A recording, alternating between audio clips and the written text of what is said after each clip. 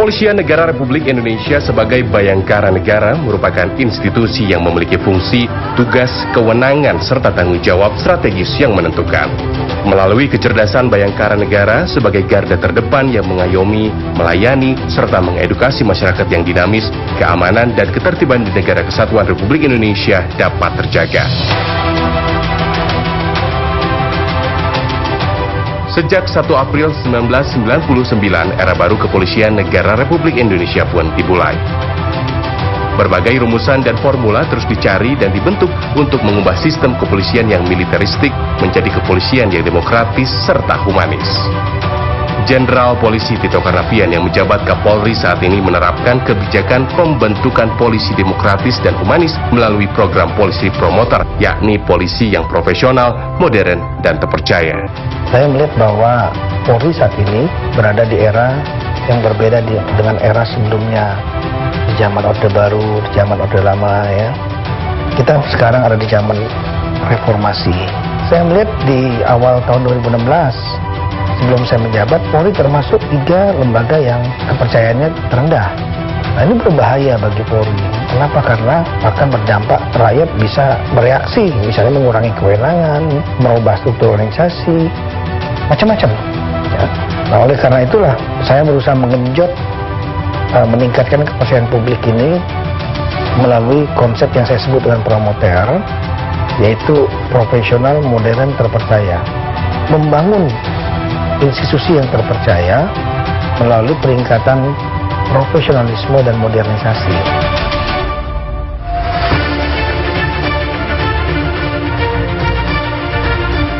Ya, konsep promoter menjadi salah satu kunci untuk mendukung keberhasilan grand strategi Polri pada tahap Strive for Excellence dalam kurun waktu 2016 sampai 2025. Pada tahap ini masyarakat lebih mengharapkan multidimensional service quality yang efektif dan efisien di tengah globalisasi kejahatan yang semakin canggih. Untuk menjawab tantangan tersebut, Kapolri Jenderal Polisi Tito Karnavian pun memiliki strategi yang sudah dibuktikan dengan berbagai pencapaian keberhasilan Polri sepanjang tahun 2018. Yang pertama adalah bagaimana kita meningkatkan kinerja. Kinerja ini ditingkatkan, saya nggak mau menjadi terlalu kompleks yang membuat anggota saya di lapangan menjadi bingung. Kita harus buat sederhana. Peningkatan kinerja ini cukup 3 poin penting saja. Banyak faktor sebetulnya, tapi 3 poin penting saja itu udah bagus. Yang pertama adalah bagaimana publik akan rasa nyaman kalau seandainya dia dilayani dengan baik. Yang kedua adalah meningkatkan profesionalisme dalam penegakan hukum. Nah, yang ketiga adalah mampu untuk memelihara stabilitas Kamtipmas. Saya fokus yang paling utama adalah konflik sosial. Karena konflik sosial, konflik massa itu berbanding lurus dengan instabilitas Kamtipmas. Demi Allah, saya bersumpah. Demi Allah, saya bersumpah. Akan setia dan taat. Akan setia dan taat. Kepada negara Republik Indonesia. Kepada negara Republik Indonesia. Ya, sejak dilantik oleh Presiden Joko Widodo pada 13 Juli 2016, sejumlah gebrakan pun telah dilakukan oleh Kapolri Jenderal Polisi Tito Karnavian. Untuk mewujudkan kepolisian yang ideal, pembenahan di dalam tubuh Polri pun dilakukan dari berbagai sisi. Reformasi kultural di tubuh Bayangkara pun menjadi salah satu fokus pembenahan. Mencoba untuk melakukan, bukan mencoba, memang harus merubah kultur. Kalau perubahan kultur, ini perilaku, ini juga sangat diamati dan dirasakan oleh publik. Saya juga nggak mau muluk-muluk, 3 hal saja. Bagaimana menekan budaya koruptif.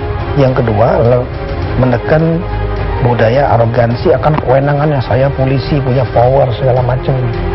Ya, dia harus berubah menjadi sosok yang dekat kepada publik, melindungi publik, melayani publik. Dan kemudian yang ketiga adalah harus menekan budaya kekerasan yang berlebihan, excessive use of force. Menghilangkan budaya korupsi juga tidak gampang. Ada korupsi yang dikarenakan sistem, karena kekurangan biaya, anggaran, dan lain-lain, masalah klasik ya. Yang kedua ya karena by greedy, ada juga udah cukup tapi terus mau minta, mau nambah. Nah, ini menghilangkannya harus kita melakukan secara bertahap, pendapat saya. Tidak bisa revolutif. Revolutif terjadi demoralisasi. Perbaikan kesejahteraan harus paralel juga dengan upaya perbaikan sistem, dan lain-lain.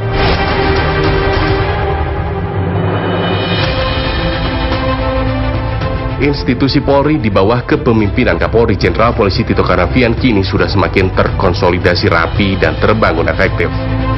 Profesionalisme dan modernisasi lah dalam dunia metodologi disebut dengan istilah yang intangible, sesuatu yang sulit untuk diukur dan dilihat. Bagaimana kita bisa mengukurnya?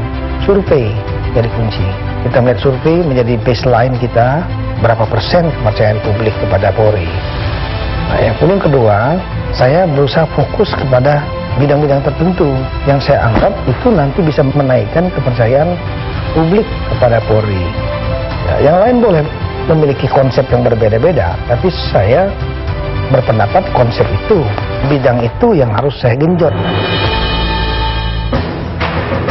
Sepanjang tahun 2018, Kepolisian Negara Republik Indonesia telah berupaya optimal dalam menjamin keamanan dan ketertiban masyarakat. Keamanan dan ketertiban yang tercipta sepanjang padatnya agenda nasional pada tahun 2018 ini memastikan secara otentik tekad bulat Polri memaknai reformasi dan transformasi Polri dalam pengabdiannya kepada bangsa dan negara.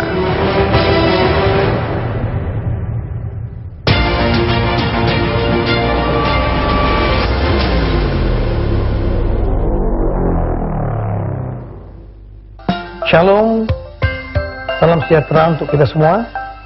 Saya Jenderal Polisi Muhammad Tito Karnavian, Kepala Kepolisian Negara Republik Indonesia, mengucapkan selamat Hari Raya Natal tahun 2018 kepada seluruh umat Kristiani dimanapun saudara berada. Kiranya damai sukacita Natal dan berkat kasih karunia Tuhan senantiasa tercurah bagi kita semua. Rata-rata milenial di Indonesia menghabiskan waktu 4-6 jam di depan layar HP selama satu hari, melihat dan memproses berbagai berita provokatif yang kemungkinan bisa mendoktrin kita kalau kita tidak membuka pikiran. Apalagi 2019 nanti akan ada pemilu, dan fakta menarik adalah 43% dari pemilih pemula adalah kita, para milenial. Maka harus super hati-hati terhadap berita hoax. Sudah seharusnya kita kritis memproses informasi sebelum menyebarkan. Namun jika kita mudah terprovokasi, senang dengan kekerasan, entah itu tawuran atau sejenisnya, bisa berbahaya buat masa depan bangsa ini. Mungkin yang ada dalam pikirannya adalah, dia lawanku, dia salah, akan ku habisi. Tanpa berpikir apa dampak kedepannya jika negara hancur. Kamu tidak bisa main Mobile Legends, nongkrong ngopi, main warnet, karena hanya akan ada kekacauan dan konflik. Itukah yang kamu inginkan? Kekerasan bukan solusi, maka mari saling ngerangkul dan ingetin temanmu untuk hargai perbedaan, berpikir kritis dalam menerima informasi, dan jangan mudah terprovokasi. Ayo jaga kedamaian NKRI, generasi muda kita lah masa depan. Bersama Polri, sukseskan pemilu damai 2019.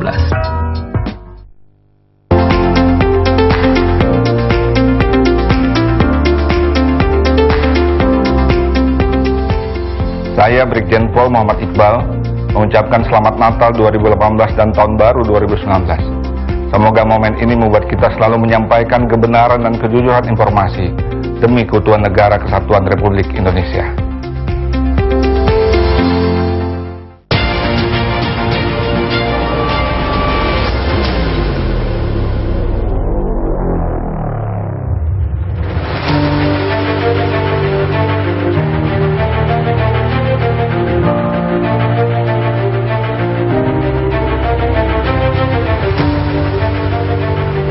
Berbagai perhelatan berskala nasional dan internasional digelar di tahun 2018. Mulai dari pilkada serentak,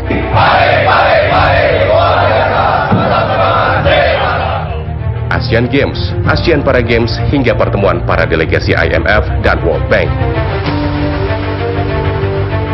Kesuksesan perhelatan akbar tersebut tak lepas dari peran Kepolisian Negara Republik Indonesia yang mampu menjaga keamanan dan ketertiban masyarakat. Ya, tahun 2018 merupakan tahun yang penuh dinamika dalam berbagai aspek kehidupan di tanah air. Prestasi ini menjadi tonggak monumental yang dilakukan Kapolri Jenderal Polisi Tito Karnavian yang mampu memimpin pasukannya sehingga stabilitas keamanan dan politik dapat menjadi pendukung dan pendorong pembangunan di tanah air serta membantu pergerakan perekonomian. Sejak awal tahun 2018, para personel Polri sudah disiagakan dengan dibentuknya satuan tugas khusus seperti Satgas Pangan, Satgas Saber Pungli, Satgas Narkoba, dan Satgas Nusantara. Cukup efektif, seperti Satgas Pangan. Saya sangat merasakan sangat efektif Satgas Pangan ini. Ya, waktu di bawah Pak Setio Wasisto, Dirjen Setio Wasisto, ini sangat membantu. Dengan adanya Satgas ini kita bisa memonitor 24/7.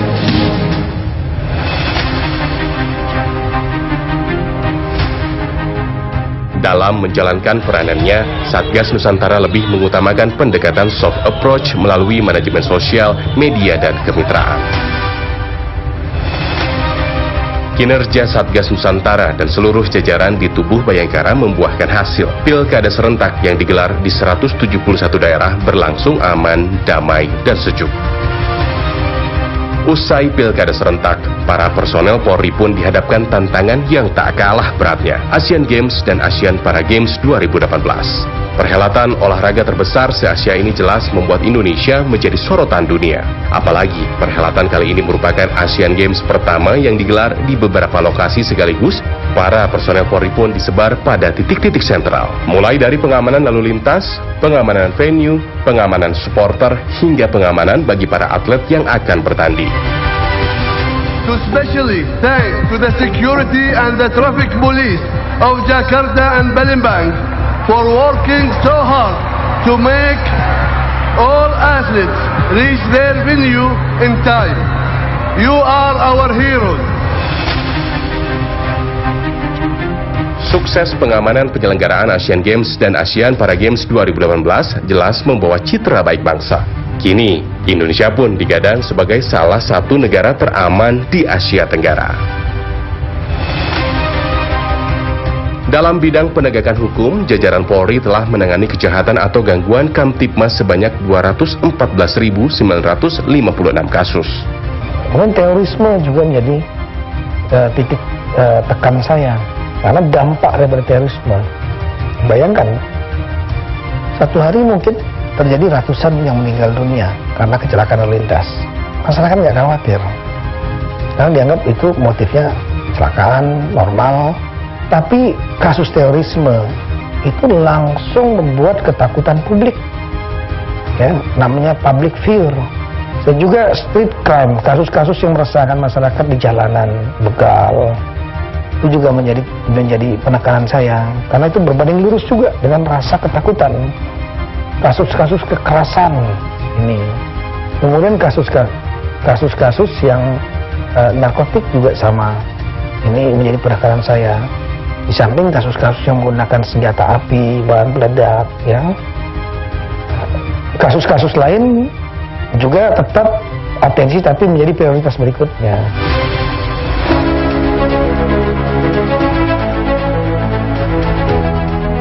Sepanjang tahun 2018, Polri pun telah menyelenggarakan operasi kepolisian sebanyak 153 yang terdiri dari 12 operasi kepolisian terpusat dan 141 operasi kepolisian kewilayahan.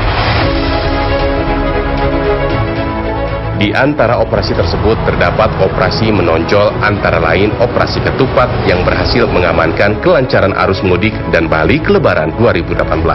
Untuk pertama kalinya, arus mudik dan balik tidak terkendala kemacetan yang berarti sistem satu jalur terpanjang sepulau Jawa pun diterapkan Polri sehingga masyarakat dapat melakukan perjalanan secara nyaman.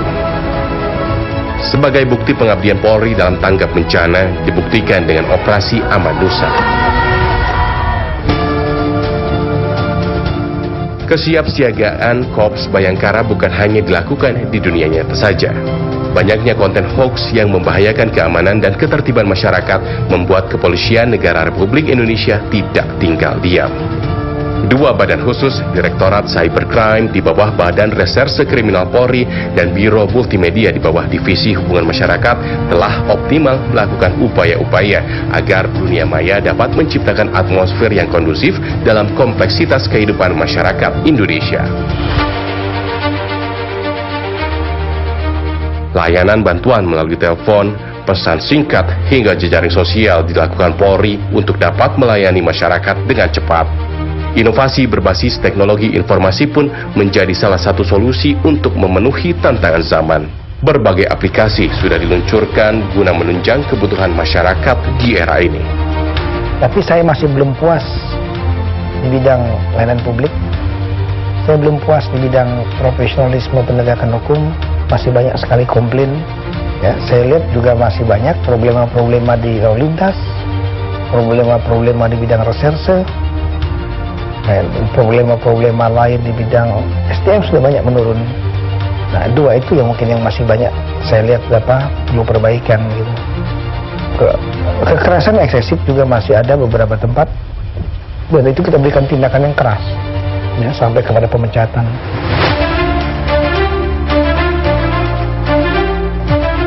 Selain mengemban tugas di dalam negeri, Polri pun berkontribusi dalam memelihara perdamaian dunia. Pada tahun 2018 ini, Kepolisian Negara Republik Indonesia mengirimkan 140 personel Formed Police Unit dan 9 individual police officer untuk mengemban misi PBB.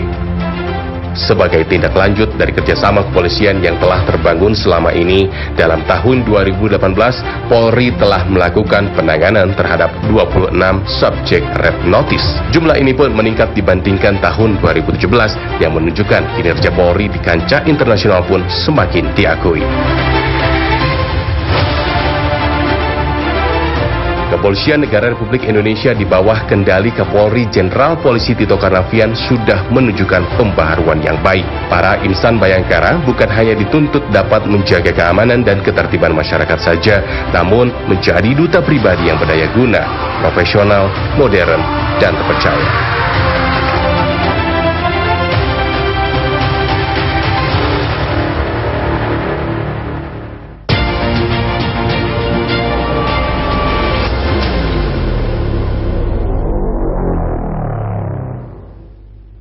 Shalom, salam sejahtera untuk kita semua. Saya Jenderal Polisi Muhammad Tito Karnavian, Kepala Kepolisian Negara Republik Indonesia, mengucapkan selamat Hari Raya Natal tahun 2018 kepada seluruh umat Kristiani dimanapun saudara berada. Kiranya damai sukacita Natal dan berkat kasih karunia Tuhan senantiasa tercurah bagi kita semua.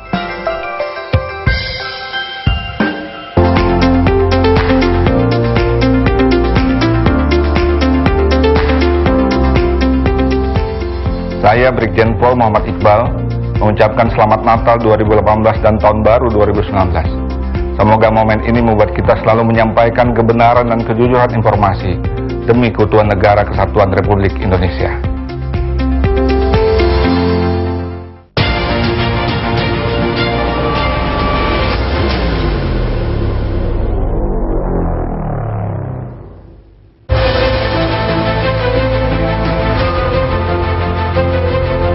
Dalam perjalanannya, Kepolisian Negara Republik Indonesia semakin menumbuhkan independensi, kemandirian, dan profesionalisme sebagai bayangkara negara. Bukti nyata Korps Bayangkara ini pun mendapatkan apresiasi positif dari masyarakat. Kini, institusi Polri mendapatkan kepercayaan publik yang besar. Berdasarkan survei yang dilakukan oleh beberapa lembaga swasta di tanah air, institusi Polri menduduki posisi ketiga di bawah Presiden dan KPK dengan presentasi lebih dari 80%. Hasil survei pun tak hanya datang dari dalam negeri. The Gallup Organization, sebuah lembaga survei papan atas yang berbasis di Amerika Serikat, dalam survei Global Law and Order Survey 2018 mengungkap Indonesia berada pada peringkat ke-9 negara teraman di dunia. Wajah Polri yang kini lebih dekat dengan masyarakat dan menjadi mitra yang mengayomi serta melindungi masyarakat tak lepas dari peran media. Strategi komunikasi yang mengedepankan dialog disertai kinerja lembaga yang cepat tanggap mengatasi aduan masyarakat menjadi modal kuat tumbuhnya kepercayaan publik. Nah, yang terakhir adalah upaya untuk manage media. Nah, oleh karena itu apa yang ditampilkan media sangat penting, karena itu akan mempengaruhi opini publik untuk menggeneralisir total 450.000 orang tadi.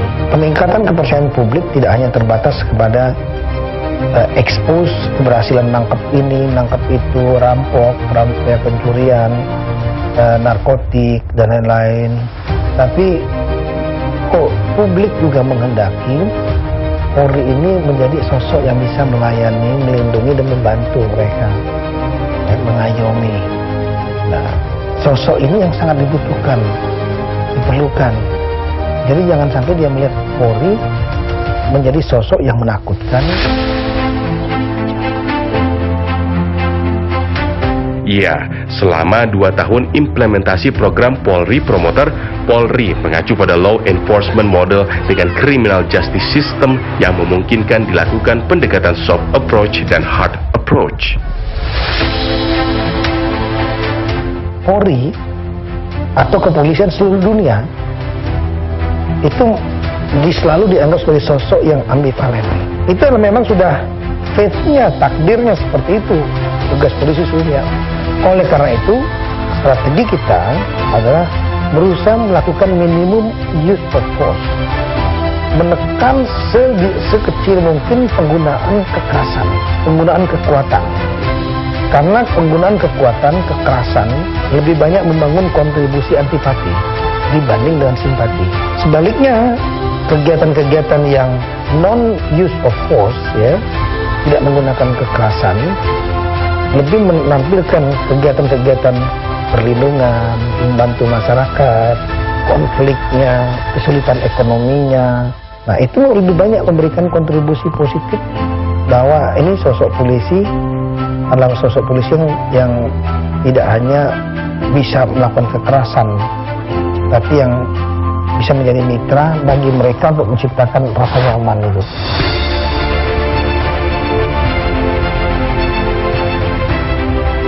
Namun, keberhasilan dan pencapaian Korps Bayangkara selama tahun 2018 masih dianggap belum cukup baik oleh Komisi Pemberantasan Korupsi KPK. Untuk menggambarkan integritas, itu yang saya ingin tahu, dan saya belum dapat sampai saat ini. Yang kedua adalah saya ingin melihat metodologi sampling, karena di dalam ilmu metodologi untuk menggeneralisir populasi, tidak mungkin 450.000 orang ya itu diinterview semua, menghabiskan waktu. Nah, Polri adalah lembaga yang besar, beda dengan lembaga kecil yang jumlahnya 500 orang, 1.000 orang ya. Kalau jumlahnya 1.000 orang mungkin sampel 100 sudah bisa menggambarkan 1.000. Kalau 440.000, 450.000 ini, maka harus tepat mengambil sampelnya. Bukan saya tidak menerima tentang hasil temuan itu menjadi koreksi. Tapi saya kalau untuk menggeneralisir Polri nggak mudah itu. Saya ingin tahu teknik metodologinya.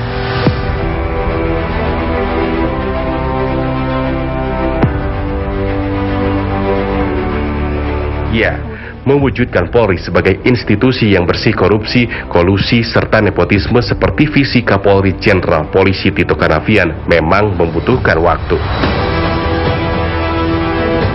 Dengan adanya sistem punish and reward, bahkan hingga pemecatan anggota yang terbukti melakukan pelanggaran menjadi bukti bahwa Polri sangat menjaga integritasnya.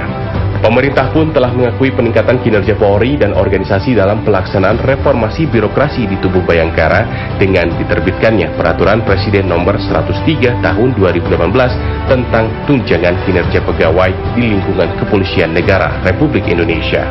Selain untuk menekan budaya korupsi, peningkatan kesejahteraan sebesar 70% tersebut merupakan upaya untuk meningkatkan kinerja anggota Polri dalam melayani masyarakat. Dalam menghadapi tahun politik 2019, Kepolisian Negara Republik Indonesia tentu saja menjadi ujung tombak dalam setiap pengamanan dan peredam tensi politik. Pemilihan, kontestasi, itulah pertarungan kekuasaan, power struggle. Nah, menghadapi potensi konflik ya dalam pertarungan nasional maupun di dapil di daerah-daerah, ya, tentu kita memiliki rencana pengamanan yang komunikasikan dengan semua stakeholder. Ini semua elemen keberhasilan suatu pemilu tidak bisa ditentukan hanya oleh KPU, oleh Bawaslu, oleh Polri, tidak. Tapi orkestra dari semua elemen-elemen yang terkait dalam penyelenggaraan pemilu itu, termasuk yang berkontestasi. Polri dan TNI adalah pihak yang tidak memiliki hak pilih. Ini yang dua ini paling diharapkan untuk menjadi pihak netral. Yang kedua, kita berusaha untuk membuat, saya selalu dalam bahasa saya, cooling system. Polri dan TNI bersinergi dalam melaksanakan pengamanan pemilu 2019. Secara tegas, Polri akan bersikap netral dalam agenda pesta demokrasi mendatang. Menghadapi agenda Kamtibmas 2019 mendatang pun, Kapolri Jenderal Polisi Tito Karnavian mengajak seluruh lapisan masyarakat untuk turut aktif dan tetap menjaga kedewasaan dalam berdemokrasi dengan mengadakan kontestasi memilih pemimpin dengan cara elegan, serta meninggalkan aksi anarkis dan menghalalkan segala cara. Nah, ini saya berharap banyak semua pihak untuk sama-sama jaga. KPU, Bawaslu, dan lain jalankan tugas sesuai dengan peran masing-masing, menjaga netralitas, profesional dan lain. Sementara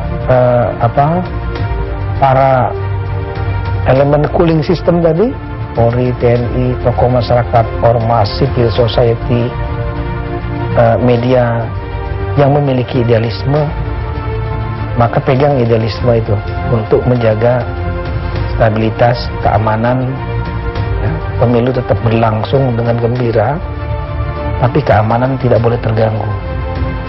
Keutuhan bangsa harus tetap terjaga. Semoga komitmen Polri untuk menjadi sumber daya yang berdaya guna dan berperan dalam situasi apapun dapat menjadi inspirator pembangunan bangsa serta dapat mewujudkan keamanan dan ketertiban masyarakat. Sehingga kenyamanan hidup bernegara dapat terwujud dan polisi profesional, modern, dan terpercaya bukan menjadi keniscayaan publik, namun menjadi kebanggaan masyarakat Indonesia.